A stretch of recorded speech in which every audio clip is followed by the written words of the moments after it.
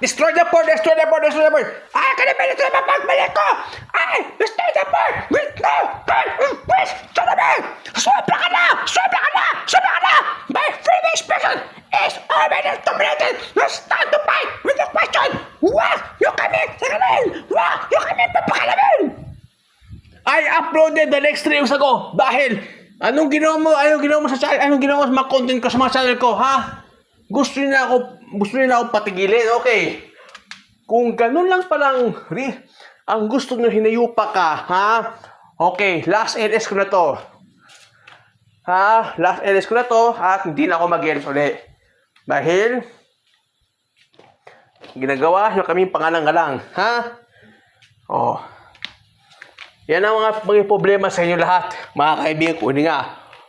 Okay? So, mga kaibigan ko, nga sabog-sabog, kwamdo, abay, bum-bum-bum, kamay-kamay lang yan, ha? Wala kang patawad YouTube, eh. Wala kang patawad YT, o yung mga taong gustong akong ipapabagsak sa LS ko. Ako din na lang ako, ha? To be honest, I have to retire in this LS. Ayoko na kasi na marami pang LS pandarating. Kasi pagod na ako eh. Next year na lang ako mag-LS in 2026. Di ba?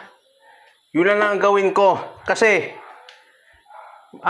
di ba sabi ko sa'yo dati, yung eleksyon, pagkatapos siya maglalaylo. Kaso dahil sa porn. Ito one last shot. Mahirap desisyon pero kaya ang gawin. Wala eh. Ginago kami niyan eh.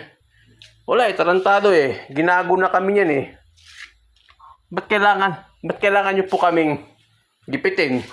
Maraming plano eh, di ba Sal? Oo. Ngayon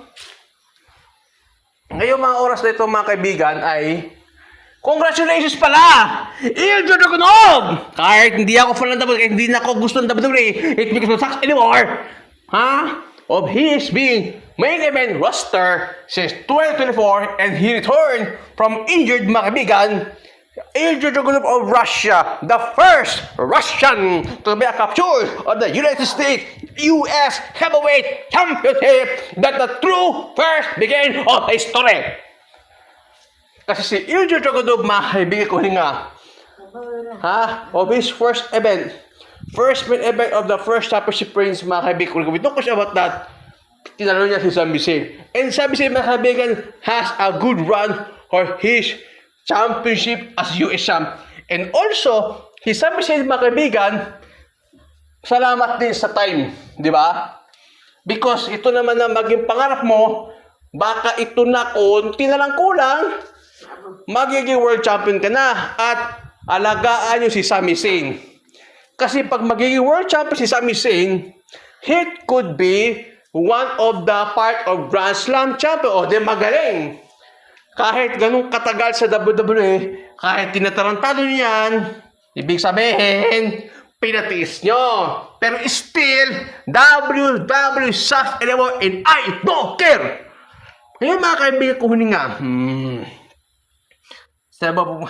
wala kami pakisibasa. Ano lang yun? Kung gano'n lang ginagawa ko mga kaibigan, gawin ko na yun, di ba? So, pwede na lang mag-atis. Ginawa ko naman, di ba? Ginawa ko naman lahat, di ba? And many more. So, mga kaibigan ko kung hininga. At isa pa mga kaibigan,